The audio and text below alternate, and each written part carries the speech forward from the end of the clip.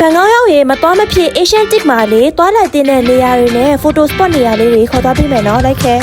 ပြီးတော့လေ Asian Tik မှာ free entry နဲ့ဘယ်တွေသွားလို့ရလဲဆိုတာကိုခေါ်သွားပေးမယ်နော်လိုက်ခဲ့ Asian Tik ရောက်တိုင်းကိုသွားပြီးတော့ဓာတ်ပုံရိုက်ဖြစ်တဲ့ဒီနေရာလေးကကိုယ့်ရဲ့ favorite place နံပါတ်1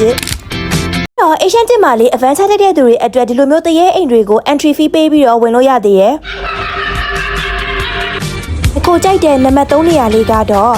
Jurassic World ကိုလေ free entry အနေနဲ့ဝင်လို့ရတဲ့နေရာလေးရှိသေးတာခေါ်သွားပေးမယ်နော်။နေရာလေးကလေ Asian Tik ရဲ့လူသိမ့်မသိသေးတဲ့ hidden place နေရာလေးဒီမှာလေ Jurassic World နေရာ2နေရာရှိတာ။တနေရာကျတော့ဝင်ကြေးပေးပြီးတော့ဝင်ရတာ။ဒီနေရာလေးကကျတော့လေ Asian Tik လာတဲ့လူတိုင်းကိုအပန်းဖြေပြီးတော့ထိုင်လို့ရအောင် free entry နဲ့လုပ်ပေးထားတဲ့နေရာလေး။ဟိုကြိုက်စိုးကလေအသစ်ဆောက်ထားတဲ့ air fryer စီးနေကြတာကိုဒီကနေပြီးတော့အေးဆေးကြည့်လို့ရတာပဲ။သူတို့တော့မသိဘူးကိုကတော့တော်တော်လေးကိုတဲရနေပြီ။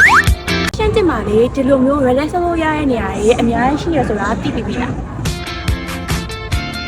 ပြောလေထိုင်းနိုင်ငံကအကြီးဆုံးမီနီဆိုလန်ကိုလည်း Asian Tik မှာဖွင့်ထားတာမကြသေးဘူးเนาะအဲ့လိုမျိုး Disney fan ဆိုရင်တော့လေသွားကိုသွားကြည့်တဲ့ပစ္စည်းတွေမှာအစုံပဲချစ်စရာလေးတွေ